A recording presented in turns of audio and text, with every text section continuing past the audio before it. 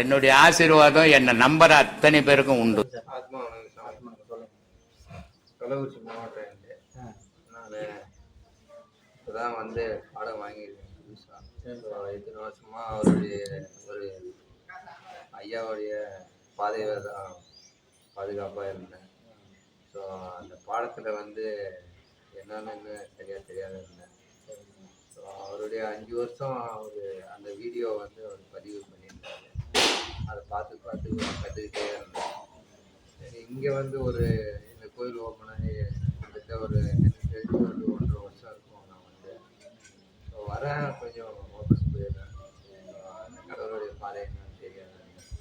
So இப்போ எல்லாம் நல்லா தெரிஞ்சு நல்லா ஒரு பெரிய கல்லூரிகள்லாம் ஒழிச்சு மண்டையில் அடிப்பட்ட ஒரு பார்த்தா தெரியுது என்ன இது கடவுளுடைய பாதை.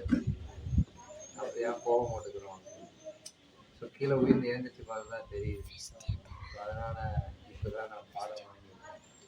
ஐயா சொன்ன மாதிரி இன்னைக்கு தான் நீ பிறந்துக்கிறீங்க. உண்மையான வயசு இனியில் தான் ஆரம்பிக்கிறது. இது வரைக்கும் வந்ததெல்லாம் வேஸ்ட்டு.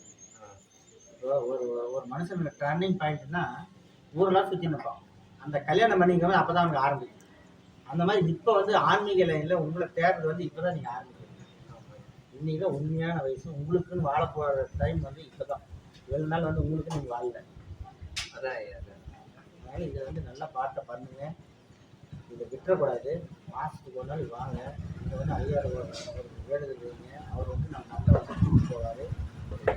கூடுமான வரைக்கும் நீங்கள் இப்போ வந்தீங்க, இங்கேயே இருக்கும்போது உங்கள் சின்ன பூரா உங்களை சுற்றியும் கடவுள் சுற்றியுமே இருக்கும். ஆனால் உங்கள் வீட்டில் இருக்கும்போது இந்த சின்ன உங்களுக்கு வராது. ஏதாவது ரோட்டில் மாறி போயிடும், குழப்பத்துக்கு தான் வரும்.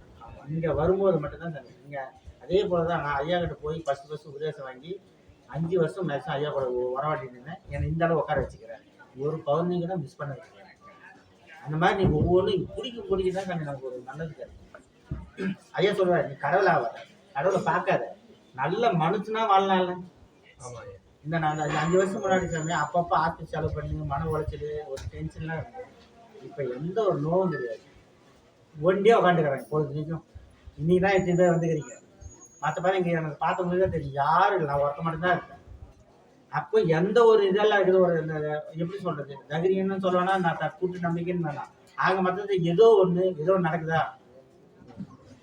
அதனால் இது கூடுமான வரைக்கும் எதுவோ அதாவது மாதத்தில் 30 நாள் 1 நாள் உங்களுக்குன்னு ஒதுக்குங்க. இந்த 1 நாள் மட்டும்தான் உங்களுக்காக நீ வாழ்கிற நாள். அப்போ வருஷத்தில் 12 நாள் தான் வாழ்றீங்க. 365 நாள் ஒரு 12 நாள் ஒதுக்க முடியாது நம்மளால. டெய்லி 1 மணி நேரம் ஒதுக்குங்க உங்களுக்காக. உங்கள் வீட்லேயே உட்காந்து, அதாவது உங்களுக்காக தான் கடவுளை தேடுற டைமே. கடவுளையும் தகுந்த மாதிரிக்கும் உங்களையும் தகுந்த மாதிரிக்கும் ஒரு நல்ல வழிகாட்டுறதுக்கு 1 மணி நேரம்.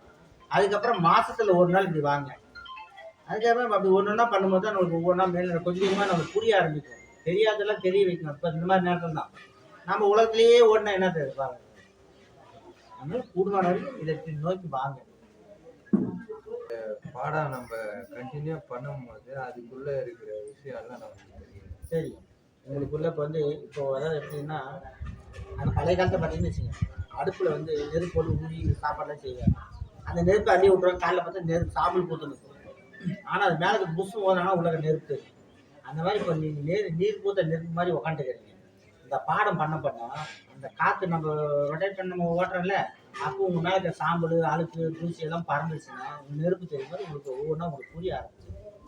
நான் நேற்றுக்கு சனிக்கிழமை நான் கிளம்பணும் பௌர்ணமி அதிகம் அப்படின்னு சொல்லிட்டு நான் தூக்கத்திலே கிளம்பிக்கிட்டே இருக்கேன். அப்போ என்ன ஆகுது, ஒரு குழந்தையும் இறந்துருச்சு, ஒரு தாயும் இறந்துருச்சு. இறந்துட்டு ஒரு பாட்டு இவங்க என்ன பண்ணுறாங்க, அதை எடுத்துகிட்டு போகிறவங்க குழந்தைய விட்டுட்டு தாயை தூக்கிட்டு. அப்புறம் அந்த குழந்தை சரி குழந்தையும் இறந்துருச்சு, தாயை தூக்கிட்டு போயிட்டாங்க. சரி அந்த குழந்தை நான் இது இறந்தது தானே அப்படின்னு சொல்லி இதையும் தூக்கிட்டு போவோம்பா அப்படின்னு நான் சொல்லிட்டே இருக்கேன். அது தூக்கும் போது அது எழுந்திருக்கு, உயிராக இருக்குது. அப்புறம் நல்லா சுற்றுது, விளையாடுது. அப்புறம் சரி ஏந்திரிச்சு நான் பார்க்குறேன். அப்புறம் பார்த்தா அது ஒரு இது மாதிரி இருக்குது, என்னது அட்டை மாதிரி. அப்புறம் அது குழந்த மாதிரியே இருந்தது, திருப்பி அட்டை மாதிரி இருந்தது. ஒரு நத்த பூச்சி மாரி வரும் பெருசாக, அந்த மாதிரி ஆகிடுச்சு. என்ன பண்ணுறது, திடீர்னு ஏஞ்சிச்சு திருப்பி குளிச்சுட்டு அவன் பார்க்குறான் காணும் ஒன்று. அவன் குளிச்சுட்டு டப்புனு குளிச்சுட்டு கிளம்பி 4:30 மணிக்கெல்லாம் காரை வெளியே எடுத்துட்டு கிளம்பி சரன்னு வந்துட்டாரு. என்ன பிரச்சனை என்னன்னா, அந்த செத்து போனது உங்க பொண்ணு அண்ணன் அந்த இப்போ குழந்த மாதிரி பிறந்துச்சு இல்லை, அது இப்போ நீங்கள் அதை வந்து வளர்த்தணும். அதான் சொன்னேன், இப்போ நீங்கள் பாடம் வாங்கினா இப்போ தான் நீங்கள் பிறந்த மாதிரி, இப்போ கொஞ்சம் கொஞ்சமாக நீங்கள் வளரணும். இது உண்மையிலே தான் வளரும். அந்த குழந்தைய வளர்த்து ஒரு லெவல் கொண்டு வர்றது உங்கள் கையில் தான். நல்லபடியாக கொண்டு வாங்க, நல்ல மனுஷனா வாழுங்க. அதுக்கு மேலே இறைவனோட அருள் இருந்தால் நம்ம கடவுளை பார்க்கலாம், கடவுளை அடிக்கலாம், கடவுளை அடையில அருள் செய்யணும். கொஞ்சமாக வளர்ந்தது பண்ணால் தானே பண்ண முடியும். இப்போ நீங்கள் அடி எடுத்து வச்சுக்கிறீங்க, கண்டிப்பாக பிடிக்கும். இறைவனுடைய பாதையில நம்ம கடைசி வரையிலும் நீடிக்கணும்னா அதுக்கு முக்கியமான புள்ளி என்ன? அதாவது பாடம் வாங்கிட்டீங்க, இதை நல்லா பண்ணுங்க. இதுக்கு மேலே என்ன ஆகணும்னு இறைவன் முடிவு பண்ணும். இப்போ நீங்கள் ஒரு வருஷமாக வந்து போனீங்க, பாடம் வாங்கினீங்களா? இல்லை, அடுத்த மாதம் வாங்க, அப்புறம் வாங்க, இப்போ வாங்க. நீங்கள் வாங்கிட்டீங்களா? இதுக்கு காலம் வந்து அதுதான் பதில் சொல்லுங்கள். நீங்கள் என்ன அதான் சொல்கிறேன், கடமை வந்து நம்ம செய்ய வேண்டியது எல்லாம் செஞ்சுனே இருக்க வேண்டியது. பலனை எதிர்பார்க்க செஞ்சால் முடிவாக இறைவன் தரும்.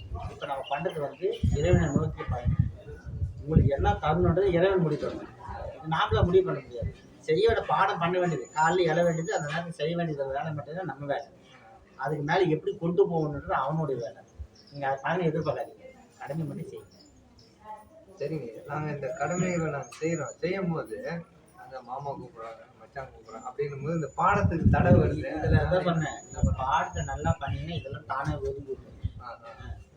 இப்போ உங்கள் பனி தேவையா அவுத்து வீசாட்டிடலாம், வேட்டு தேவையா அவுத்து வீசாட்டிடலாம், ஜட்டி மட்டும் இந்த போது போட்டு போகலாமே.